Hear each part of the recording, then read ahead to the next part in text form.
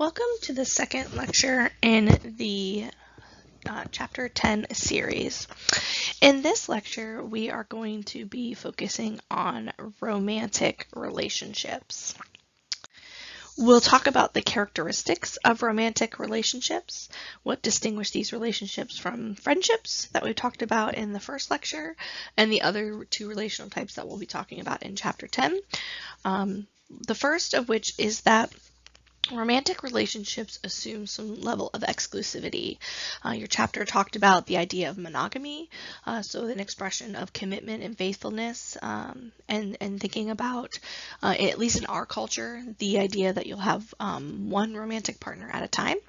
But this can also, represent kind of a rule of romantic relationships, often an implicit rule.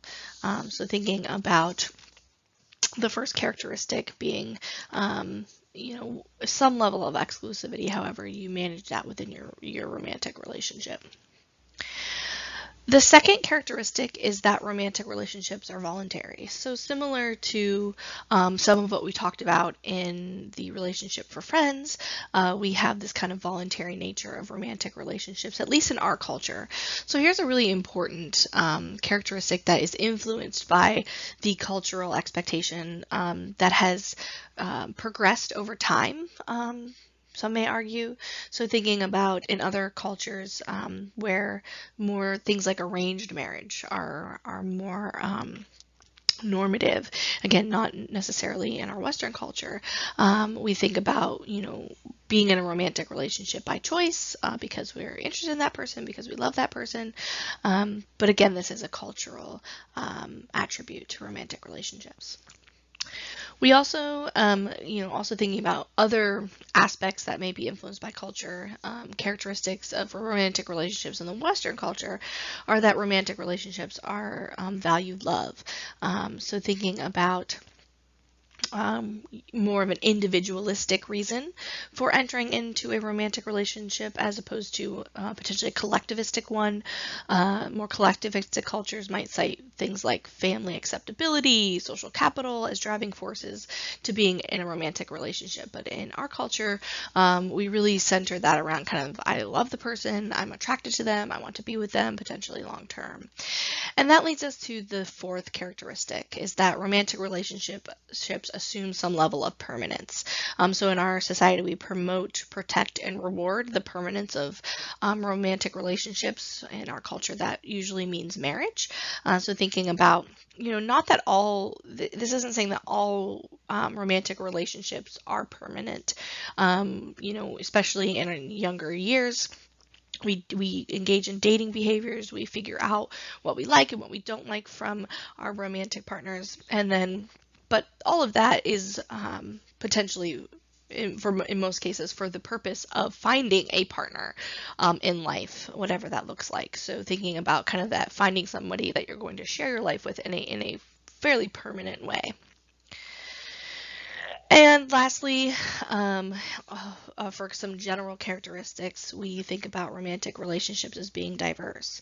And so thinking about a lot of the literature surrounding and research surrounding romantic relationship is fairly heteronormative. So thinking about research and discussions talking about heterosexual romantic relationships. But again, as we move through this lecture, thinking it's important to think about, we've talked a little bit already about culture and how that may influence some of the dynamics of a romantic relationship and the communication that happens within, but also thinking about other aspects. So, cultural aspects of things like polygamy or our sexual orientation, open relationships. So how might these other aspects influence some of the things that we'll talk about in a moment?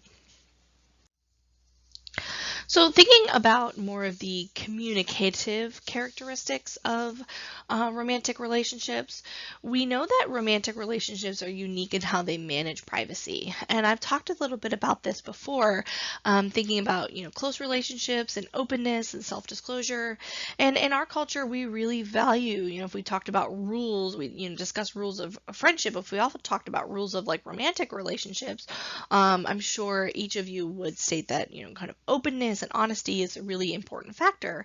But privacy is also important in relationships. We are not always open about everything with our partners, even though that may be the cultural expectation. And so one theory that really talks about how we manage privacy in relationships is communication privacy management theory. And so thinking about this, we can think about how, this theory applying to how we manage relationships with our romantic partner, but also thinking about how we manage information about our relationship with those outside of our relationship, so family members, friends, and things of that nature. And there are a few important concepts that really guide communication privacy management theory. The first is that, according to communication privacy management theory, information in a relationship, when we share it, is then becomes co-owned. So, if I have private information about myself, I haven't told anyone else about it, that information is solely owned by me. I get to decide how I share that information, who knows the information, what pieces of the information I share. But once I share that information or, private information with someone else, they become joint owners of that information. They begin to have kind of power over that information. Because they know it, can decide if they're going to keep it to themselves, if they're going to share it with other people, how they're going to share that information, how much. So in this way, private information in our romantic relationships, or really any relationship that we have, when we share that with somebody else, it becomes jointly owned or co-owned by the other person. You think about in your maybe friendships, when you share a secret with somebody and you say, this is private information, I'd appreciate if you didn't tell anyone else about it. You can say that, right? You can set that rule or expectation that they don't share the information, but ultimately that person has the power to abide by your request. They can decide whether or not they're going to keep or share that information. And that really is a representation of this first kind of principle of privacy management theory, is that once you share information with another person, it becomes co-owned. And this is really important in romantic relationships where you're expected to share information. And so this leads us to kind of our second principle, looking at privacy boundaries. So in our relationships, our romantic relationships, we set boundaries or expectations around, we call that kind of the internal boundary, the boundary between me and my romantic partner, about what kinds of information should be shared, and rules about how we share information with one another. And then also thinking about if we drew a circle around the couple themselves, there is a boundary between the couple as a unit and the outside world. And boundaries are really managed by what we call privacy rules. So rules that set expectations for how I am supposed to or expected to share information with my partner. Those would guide the internal privacy boundary.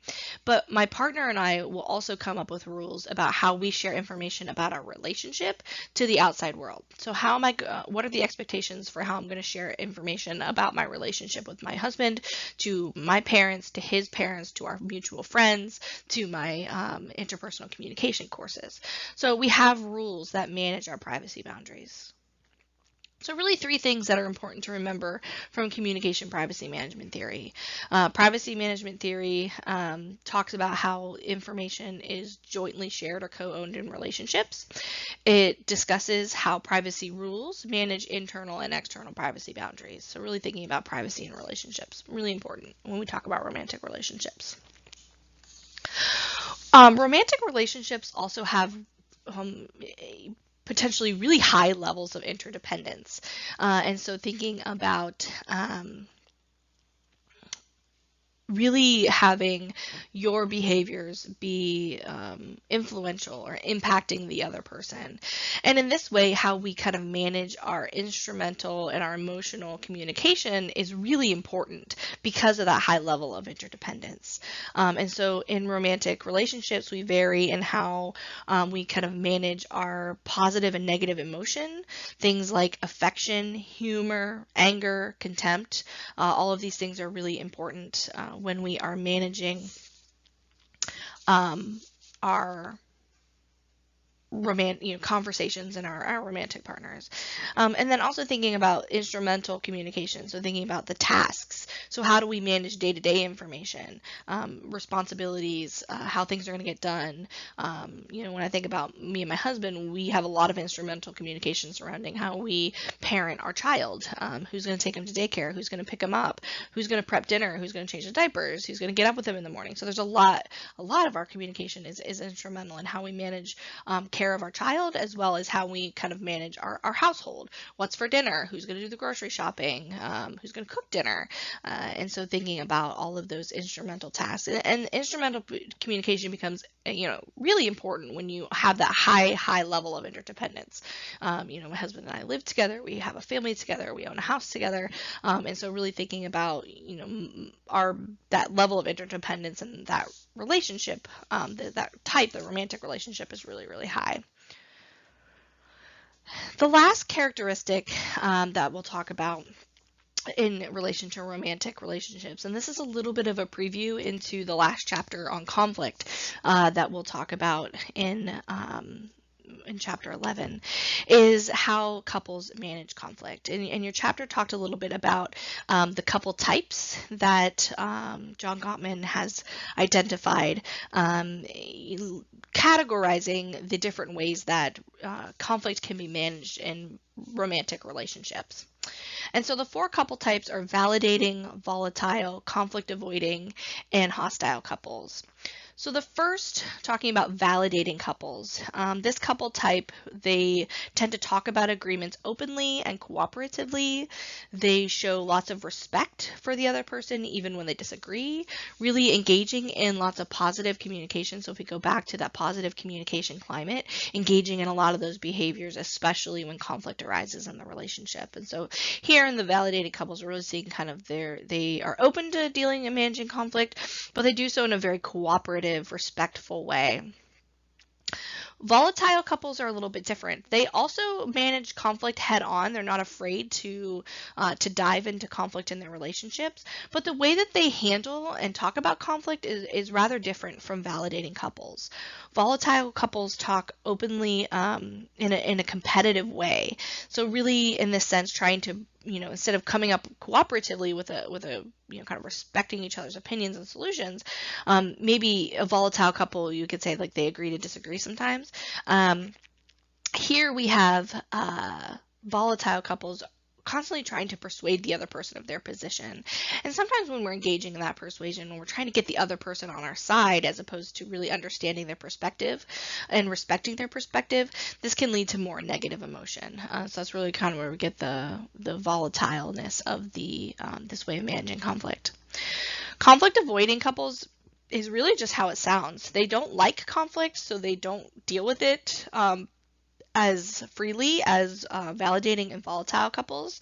When they do manage conflict, it's done rather indirectly, maybe through things like hinting, bringing in a third party. So really conflict avoiding couples, they don't like conflict. They try to focus on their similarities. They avoid conflict until it's unavoidable.